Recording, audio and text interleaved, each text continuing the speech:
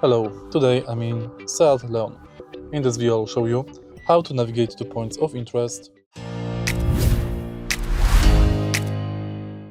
In the beginning, take a look at the screen display, go to navigation and go to destinations.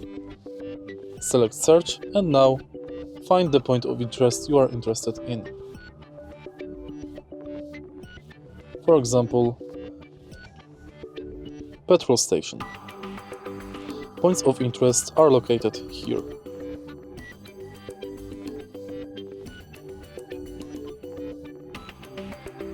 Select, tap start, Please drive to the and route it's on. shown. To stop route guidance, go to guidance, select your destination and tap stop. If you find this video helpful, please leave like, comment and subscribe.